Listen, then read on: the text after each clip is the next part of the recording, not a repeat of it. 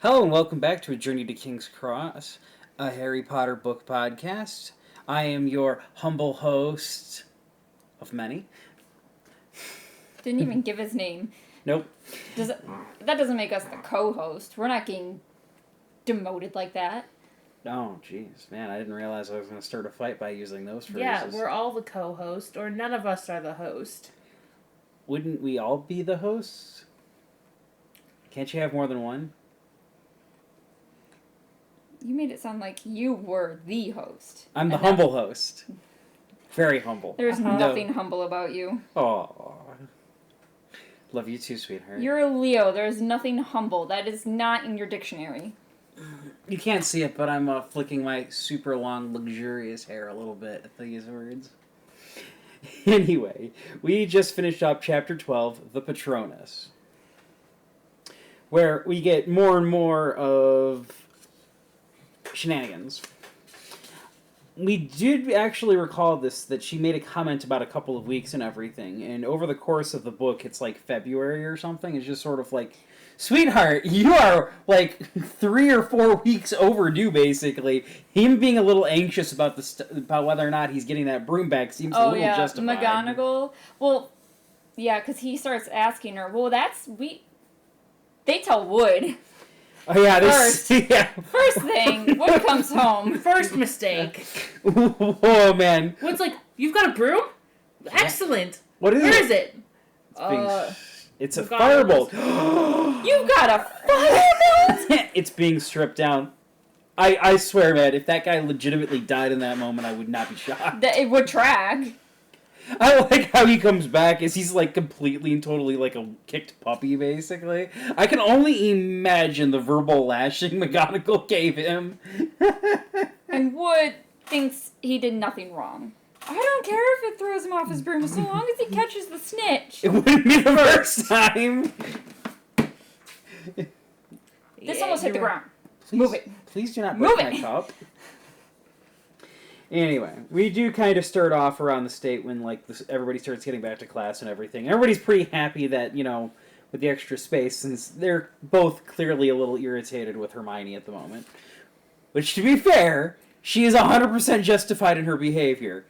That being said, the emotional state of what, a 14-year-old boy isn't exactly going to be... It still hurts. Yeah, exactly. Like, I could see, like sometimes I do kind of find it kind of wild that Ron and Hermione are still such good friends over the course of the series, because there's so many little occasions where they just piss each other off to such massive degrees, and we don't really hear too many heartwarming moments between the pair of them. They're either arguing with each other or mad at each other to some degree for most of the series. It's true. I mean, when they got together, it was just really weird. It just didn't make much sense. Like, what?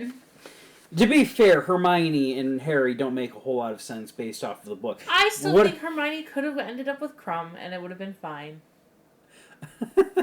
Honestly, my boy Crumb definitely needs something, because I don't know if they ever mentioned whatever, like, because he got interested in Hermione, and Hermione and him kind of floated apart. He was interested in Ginny in the final book and everything, and Harry put a kibosh at the wedding, on it. and he's like, nah, jealous type.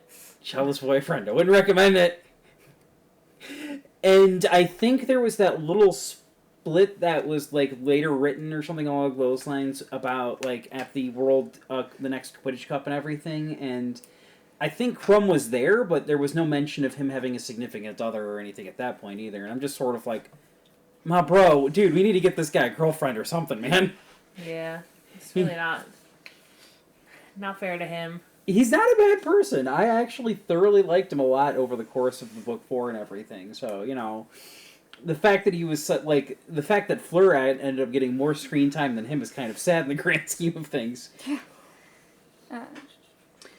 Anyway, I do have to admit though that the whole lessons with Lupin. Cover art?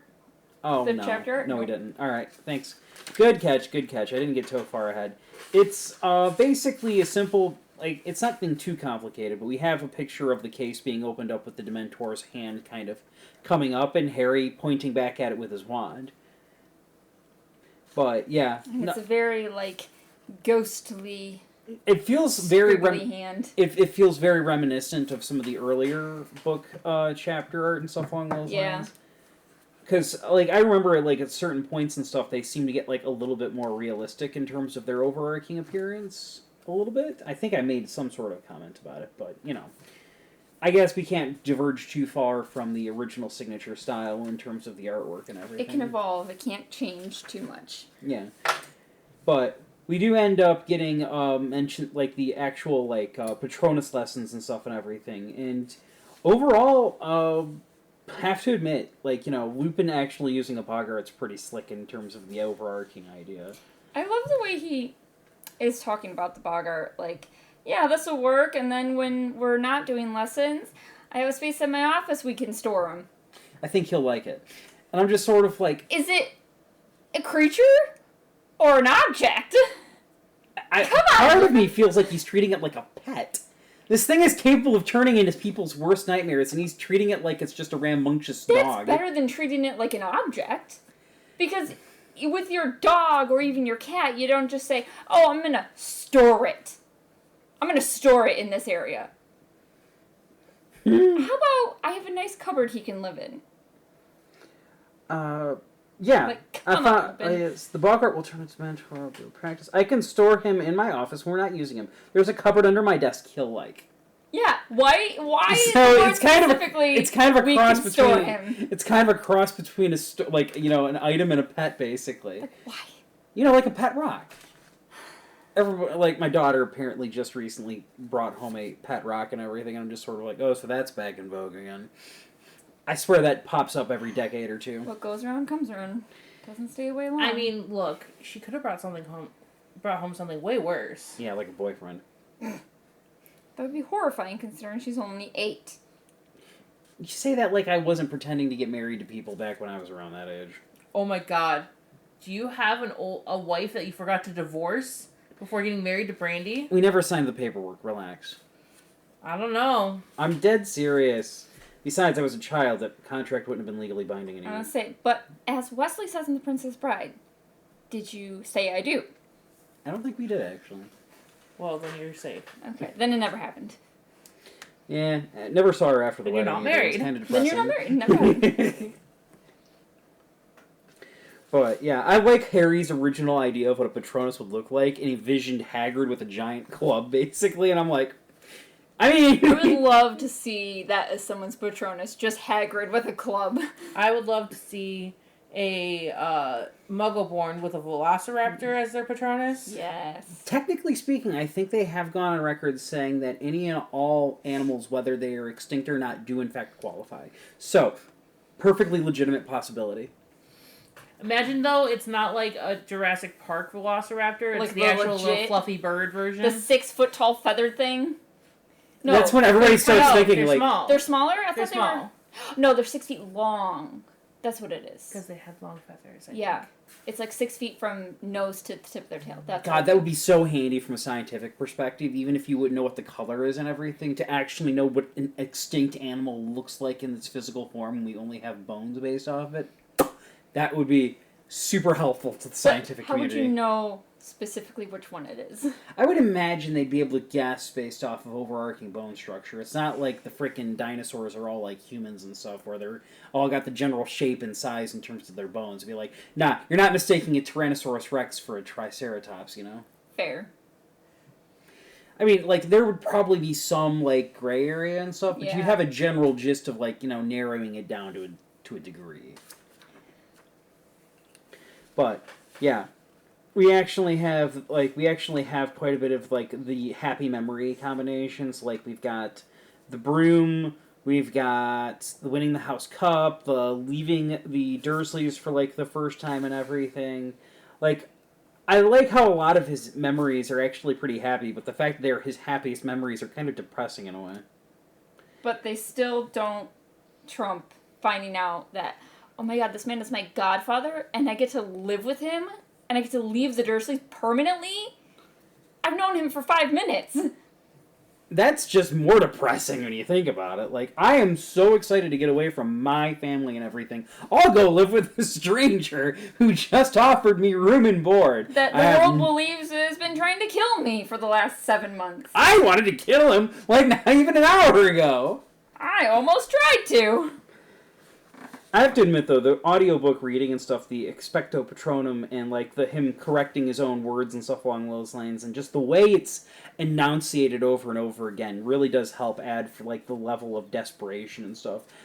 I do prefer it when they actually write out the actual, like, sentences and like that, even if it is a little repetitive, because being like, he repeated it over and over again doesn't really give off the same level of urgency that you would have if you were reading the word out each individual time and seeing, like, the cutoff point.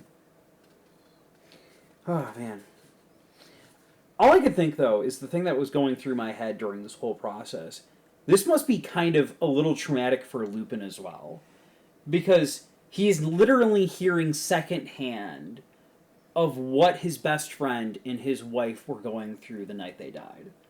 Like, there's even a couple of moments where Lupin looks pale and everything and stuff, and it's just sort of like... Especially after Harry's like, I heard my dad, and you can get the sense that Lupin, like, what? Yeah.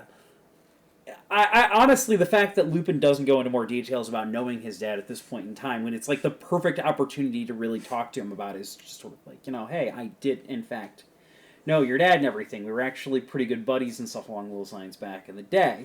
You know, you don't really drop that on a famous person when you're teaching them in classes and stuff, but if if it comes up naturally and everything, I mean, this would have been the time. He kind of did, but Harry had to ask, but I also feel like that does open up the door of how much can I safely tell him without revealing more about Sirius and Peter? I mean, fair, because he doesn't know in this moment that Harry knows the truth and everything. Right, and you have to think, like, you have to adjust and edit your story and your memories as you go, which is difficult. Lying on the fly is not exactly an easy process. Yeah, also, though, like, Harry could have just been like, when Harry brings up, like, oh, like, Sirius Black is literally in wedding photos with my parents, like... Why isn't Lupin in the pictures? That is an interesting question. Because they definitely wouldn't have gotten married on a full moon. They're not assholes. No, James would have... I feel like... Hold on. Counterpoint. Why the hell is Sirius Black in any of these? At the point that this was given to them in Harry's end of the first year and everything... Hagrid is the one who compiled all of the photos. Right. So there is no photos of his parents in their wedding and stuff that doesn't involve Sirius Black at all. I'd be shocked if they didn't have at least a couple of photos. And Hagrid would have known by this point. Right. But also, why isn't Lupin there? I like to think he is there. It's just, I feel like Hagrid didn't exactly pick the best pictures to put into that book. Fair. But also, if you think about it, it's possible that the reason why he didn't censor the Sirius Black ones, Sirius Black was in jail. There was no reason to think that he'd be around. Yeah, just it's just like someone your parents knew when they were younger, or like from school and whatever. Blah blah blah. They're gone now. That's it. Considering Harry's habit of asking Hagrid problematic questions and stuff, you think Hagrid would have been a little bit nervous about that popping up. But also, maybe he was hoping Harry's going to be so focused on his parents, it won't matter.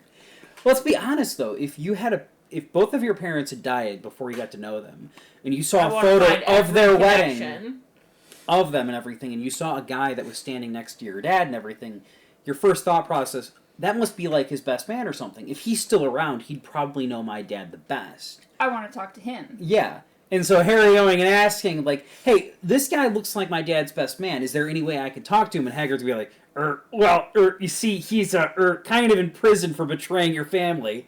You'd think Hagrid, considering how much he doesn't like these types of questions, would have probably done everything in his power to avoid them. Right. I also just happen to think that it's very possible that, like, even though it's not outright stated, maybe Lupin is in the pictures, but Harry maybe just didn't recognize him. Because it's been 13, 14 years. And as a werewolf, he's going through a lot more stress. Poorly. I mean, we see our presidents every 4 years. They look drastically different after 4 to 8 years in term. Obama went gray. He went very gray. Honestly, though, after he got out of the presidency, he started recovering a little bit. He doesn't look nearly... Like, Biden looks better. Like, we kept calling him Sleepy Joe all the damn time, and now I've seen pictures of him after the presidency, and he's like... He's got his energy back. He's jumping around. Like, I'm like, dude, Look, man, how much stress was these poor if I was in bastards charge under? of the United States of It's America, stressful. I'd feel the same way. It's stressful. Spring back real freaking quick. I'm just sort of like, if he was acting like this and everything, I don't think they would have tried to push him out of running for a second term. Damn. Anyway, getting away from politics and everything. One of my other favorite bits was when Lupin brought up the idea of, like, you know, you've probably never had this and everything, but this is over at the Three Broomsticks and everything. Harry's just like, Oh, I've had that. I love that. And he's like, my friends brought it back for me. And Lupin's like just side-eyeing him like, right. Oh, yeah. I know your dad. Your dad was a friend of mine. I'm not buying I'm that not for a second. buying that for a second. Because he knows about... We wrote the frickin' Marauders map. Oh, the second he realizes Harry has the Marauders map, he probably knew for a fact Harry got out at some point in time. Yeah. He's just sort of like, oh, shit. And then that would come back to bite me in the ass making that. Oh, fuck. I would have been depressed if I accidentally got my best friend's son killed because of our stupid shenanigans. Oh, no. That'll be a conversation when we get to that chapter. Oh boy. Oh, man.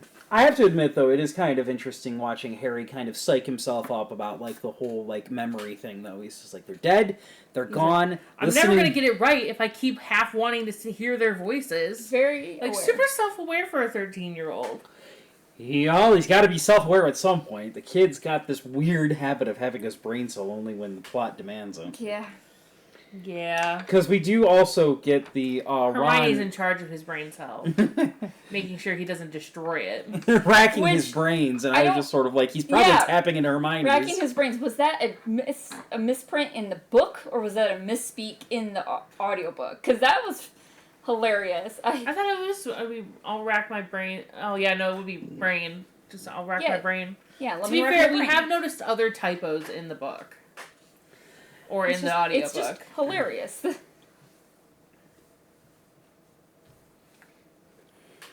But yeah, the whole thing with Hermione knowing about like what he is already and stuff along those lines, it's just sort of like I still can't understand why anybody who doesn't have a passing knowledge of like Muggle TV wouldn't know about the whole werewolf thing. Oh yeah. Like Ron not necessarily putting Well, two and she- together would kind of She make also sense. did the whole She did paper. the essay. She did the essay on how to tell the difference between a wolf and a werewolf. So she probably was like, Lupin's a werewolf. Duh. To be fair, that was the whole point of Snape's assigning that list Yeah, specifically. he was hoping somebody would catch on, not just Hermione. But more. But they're 13-year-olds. Why the fuck would they care? They don't. Nice job, Snape. Nice try. Of course, you get the dark explanation of the Dementor's kiss and stuff along those lines. It's a lobotomy without a lobotomy. It's a surgery-free lobotomy.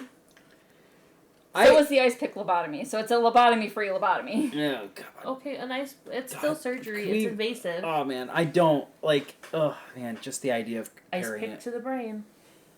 Oh man, just thinking about that makes my brain hurt. I just like the idea of like losing my sense of awareness like that. Yeah. Terrifies me on a That's serious valid. level. And so Look, man. anytime that gets brought up, I just feel this weird like sensation around my If skull. I get dementia or Alzheimer's, just put me out of my misery. Yeah. Just end it. Agreed. I don't care. But you have lucid moments. They're not. They're going to be No not thanks. close enough. Ah man, I'm already like taking certain things and stuff specifically to help, slow that process down already in my young age because I'm just terrified of that prospect. I looked it up as like, there any way to actually slow this down? And they were like, this, and this, and I'm like, They say no more, say memory less. games and writing journals. Like writing journals Fish oil is supposed to pills. help. That sounds like snake oil. No, actually, it's a medical thing that you can actually get. I know what fish But, oil pills yeah. are. I'm making a joke about how it. I thought there's a shadow on my glasses. I thought there was something up there, but it's just the way Oh, the look, a light's spider. reflecting off of my glasses, creating a shadow. Wait, is that actually a spider? Huh. Oh, I don't know. Looks like one. No. For all we it's know, it just could be part from of your Kanji slide. shaking his head. It could be anything in this house. It's, as long as it's not moving, we're okay. It's a boggart. Oh, dear. I mean, we're all scared of the same thing then, I guess. A spider? No, he likes spiders. Yeah, they're my That's true. friends. I'm perfectly okay with them in the basement. My wife, not so much. I have a deal with the spiders. They stay out of my house, and they stay out of my car, and they live. We In had my house, in my car, they die. And you know what I don't have in my house? Most of the time? Spiders. we had one at work yesterday, and my coworker was like, Brandy, come kill it. And it was a big fucking spider, and I was like, holy shit. So I was like trying to find. Of course, I'm wearing my high top Converse, and my automatic thought, because I wear slippers, is take the slipper off and smack the spider. But I've Can't got exactly take your shoe off. It was my high top Converse, couldn't do that. So my other coworker was like, it's fine, blah, blah, blah. And me and Morgan, the first coworker, were like, no. It's fine No. if you don't know it's there. It walked in the clinic. It signed its death warrant. Okay? No spiders. No spiders. Oh, brother. No capes. No capes. No spiders. No spiders. Anyway. Also, it is terrifying that a Bogart Dementor can do the same damage that It a is. regular Dementor can. It does add to the theory that basically Bogarts are baby Dementors, to be perfectly honest. Fair. But But then, in that case, shouldn't it be like, I'm a real Dementor now? And then never become a Bogart again? to be fair, we never really actually see it get destroyed or it ever take on any forms outside of it being, that. So for all we know, theoretically speaking, you could be right on the money on that one. And Lupin accidentally bred a frickin' Dementor, and he's just sort of like, yep, not gonna tell anybody about that! Fuck. I'd be in some serious shit. Not even the werewolf thing would be able to, be much better getting out at that point. Anyway, we do get the freaking firebolt back from McGonagall searching for him, and of course stop by the common room first, which makes sense, but like, then everybody knows. Because she had the firebolt with her. I mean, A month later! yeah. At least. We do actually get, like, all the important tidbits for, like, future plot-relevant details all right here, right in a row. We have Neville being stuck outside, Yep. having lost the fricking passwords and stuff. That's We not going to have- be important at all. We have everybody talking about the actual firebolt and everything, and Ron takes it upstairs holding it like it was made of glass. Because that's how guys work. They get something new, precious, and cool and everything, and they treat it like it's a princess for the first week or so, and then they treat it like all the regular stuff afterwards and I everything. mean, Harry always takes pretty good care of his room. He takes less care of his wand. Yeah. Um, God, that did not, like... Oh, man, like... You could, like, in that scene, in Book 4 and everything, the weighing of the wands and everything, you could probably replace the word wand with some other object and stuff along those Wow. lines. And it would basically, like, it would not need any much more changing than that and everything. That's disgusting. You're gross. He's giving me a look. I'm a not really sure guy. why.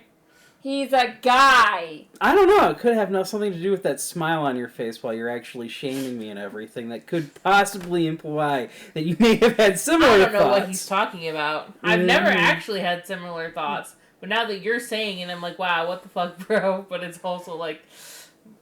also, rude. Flora's not a guy. It wouldn't work for her. I didn't say that it did, but she did look down at him with disgust and everything, and I'm just sort of like, that's not actually helping. Just rub a quick one out on his robes. Got it. Right there in the middle of everybody. Oh my god. Unlimited fuel for Rita Skeeter. The only reason that comes into my mind is because J.K. Rowling made a comment after the popularity of, I think, 50 Shades of Grey or something along those lines, where she's like, maybe the Harry Potter books would have been a lot better if Harry was a little bit more creative with his wand.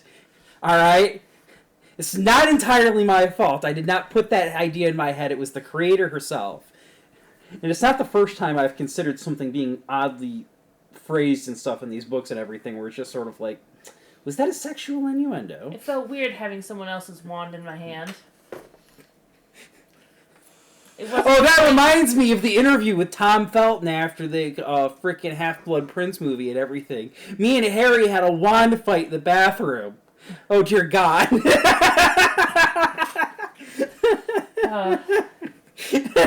The fangirls ate that one. I'm sure he made a couple other comments about it that really sold the innuendo. Look, man, I'm not against dreary shipping. It's fine. Makes more sense than drawn shipping. The fuck is drawn? Draco and Ron. Oh.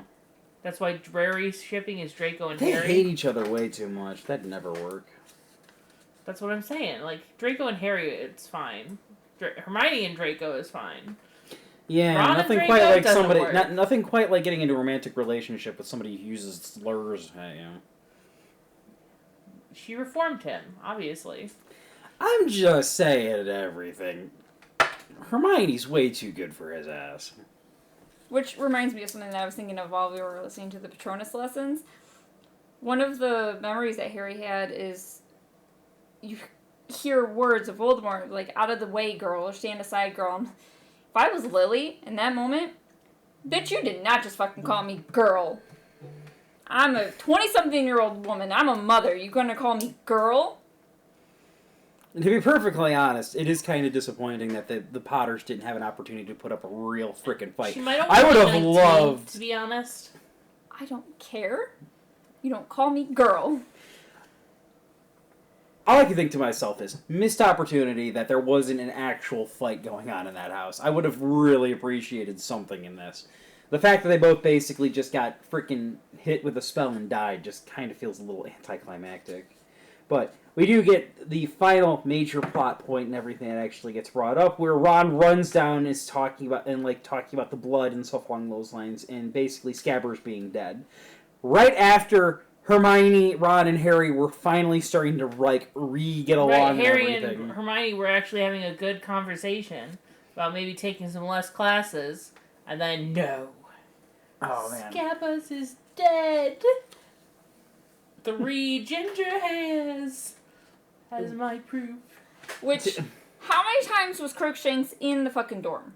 Several. Several times. We have the mention specifically that I can remember of Hermione bringing Crookshanks in on Christmas.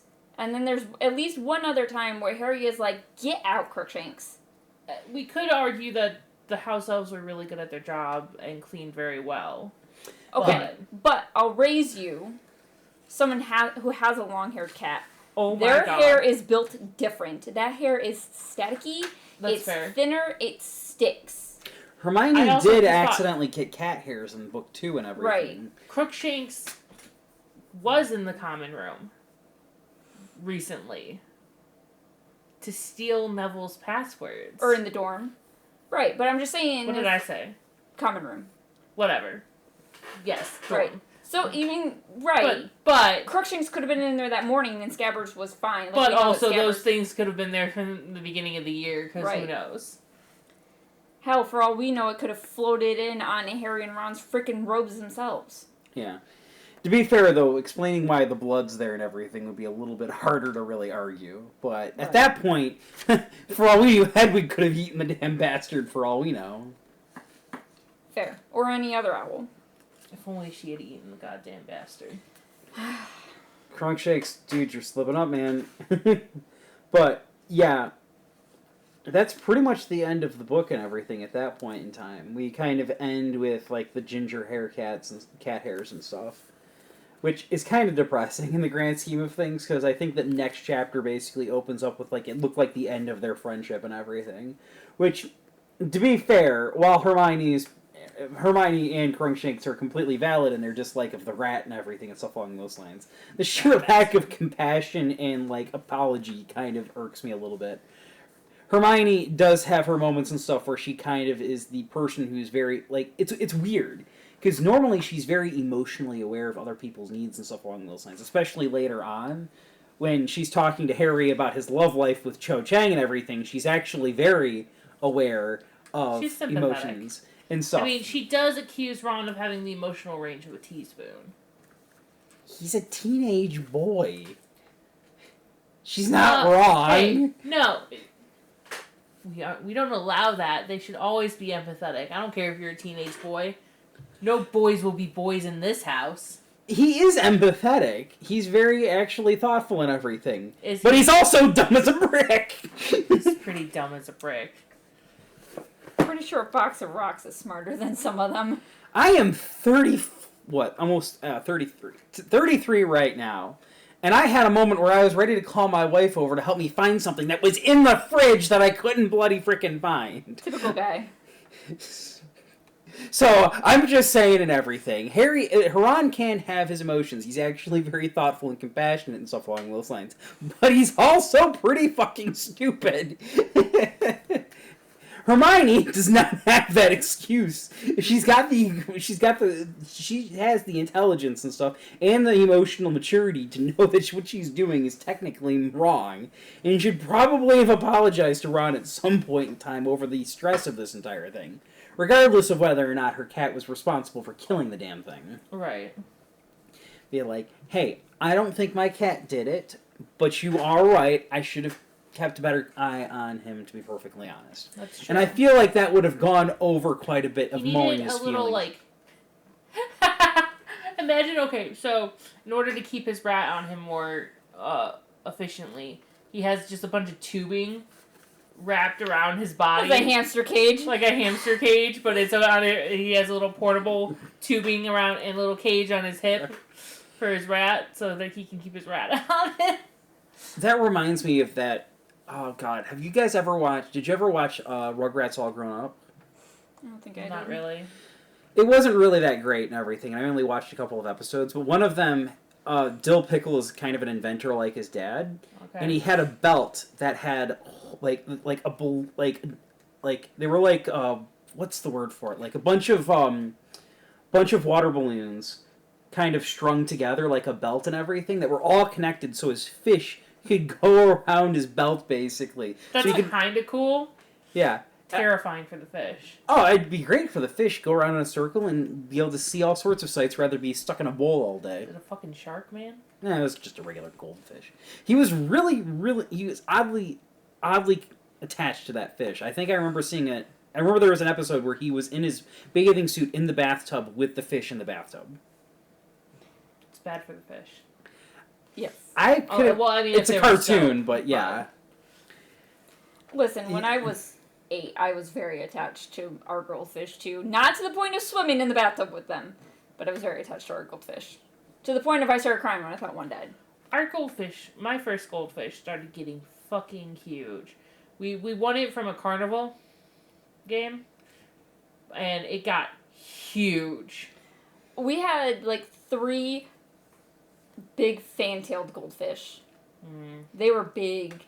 We kept having to get bigger tanks, and my parents were like, "Not getting a bigger tank." Yeah, we because we lived in apartments, we had cats and fish, and yeah, there was one time my dad was changing the water and cleaning the fish tank, and one of them almost died because not enough oxygen in the bucket or whatever, and I almost cried.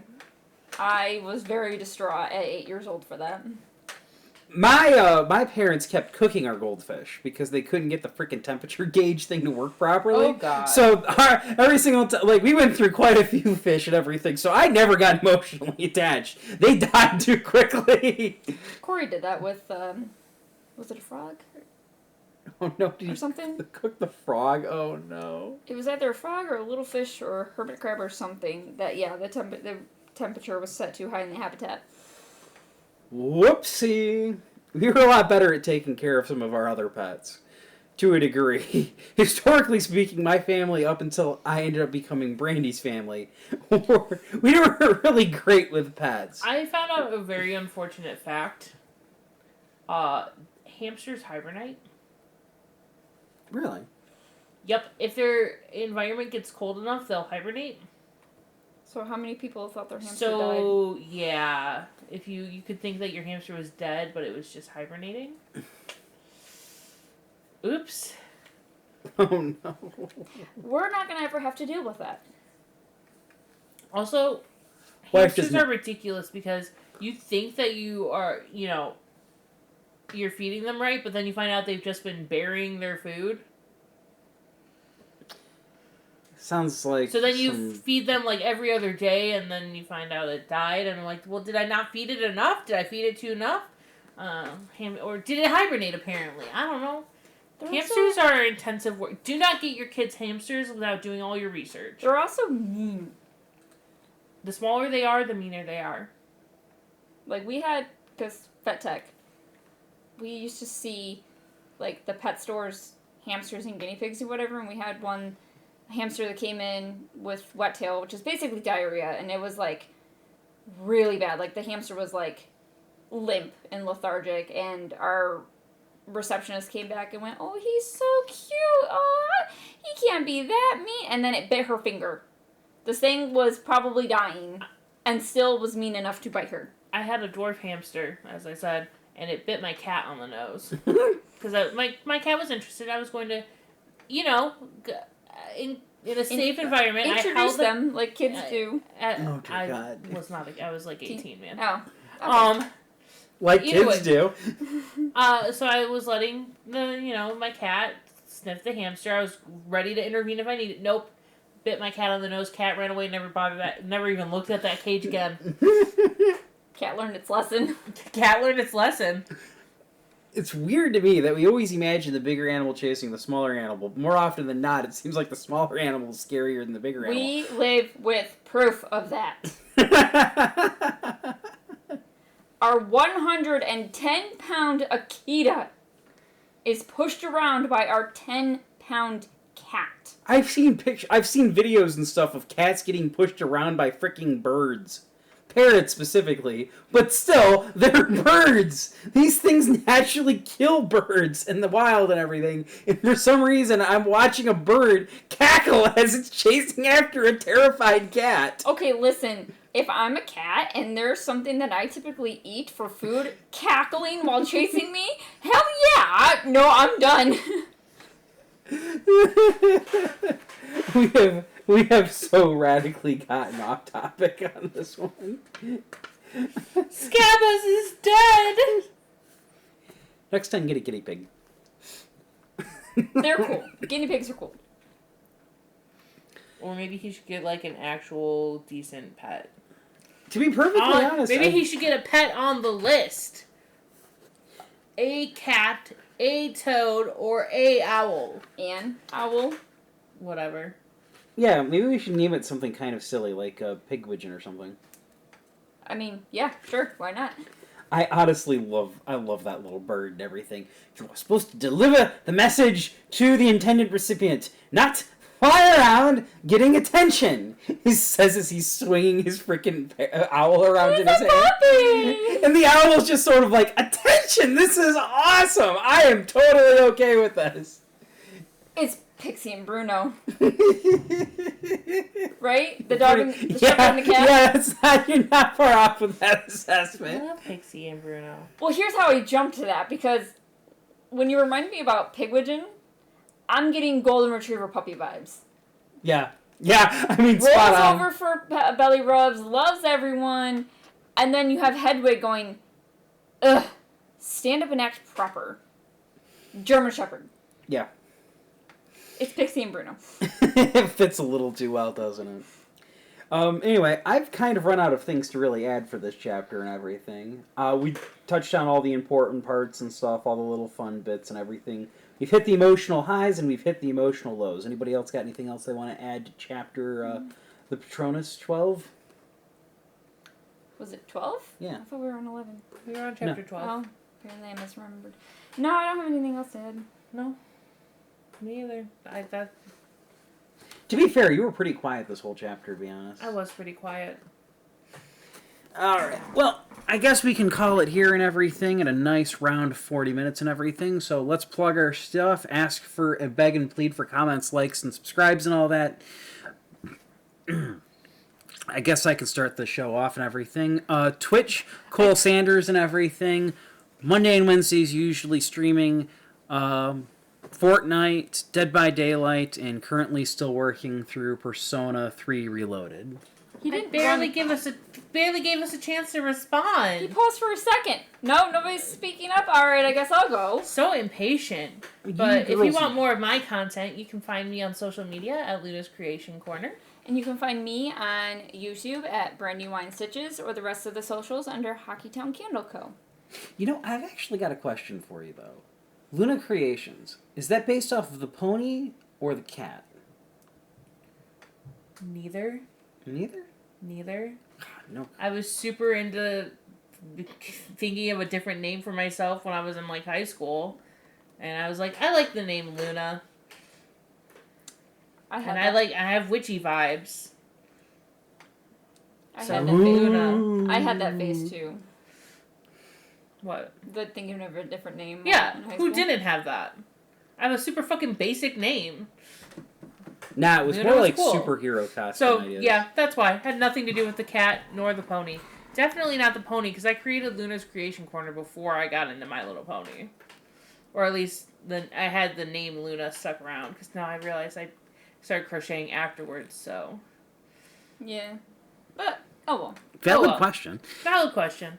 Anyway, But until next week, guys, like, comment, share, and subscribe, and keep your wands at the ready.